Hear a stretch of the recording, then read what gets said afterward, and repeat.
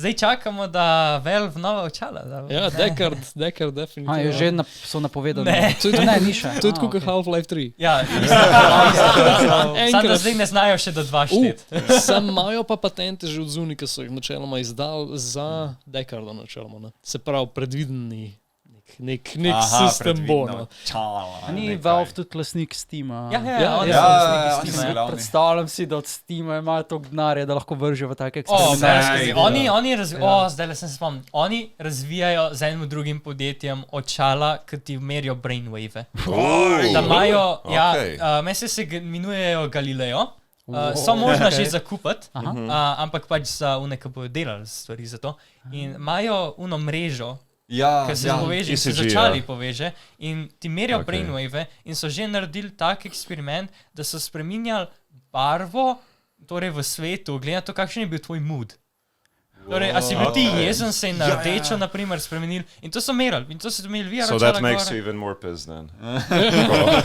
Zdaj pa rdeč. Ja, pa še na to temo, da merijo brainwave, kar so VR chatu naredili, zdajle, torej imamo VR chat furije, ne? To so tako res, to so tako pametni ljudje, se mi zdi, pač to, eni so res tako pametni, en je naredil, da mu merijo brainwave in on lahko s tem, da pomisel, se mu v VR chatu ušesa dvignejo pa spustijo, s tem, da to pomisel. Majster je developal vse. Koliko brain powerja gre v te faj? Ja, pač res, to imaš celo one ušeska, ko ti brainwave meri, ko se premikajo, a ni to neka fizična zadeva celo. Se ti poveže, ja, pa isto z repi, pač, to so toliko dal v to in zato, da uporabljajo to tehnologijo, zato da se všesa premikajo. Furry community je zdaj povsod v developerjih, v investitorjih. Jaz imam feeling, da če bi usmerili ta brain power nekam drugam, bi še zdavnej rak izkoreninili. Moj furry bi ga lahko.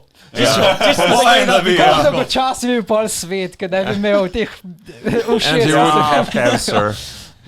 Zdaj, ko smo že na furrih, si šel na predavanje, kaj je furry na Mufoconu? Sem šel, ampak nim čas od naše mislim, imel sem pričakovanja, ampak na koncu je bil pač njihov point, geeki. Ne, pač njihov glavni point je bil, se pravi, viabuji pa furry, we're all the same. To je bil njihov glaven point. To je bil njihov glaven point in ne vem. Tak žalostno se mi je zdelo. Torej gledajo tudi anime.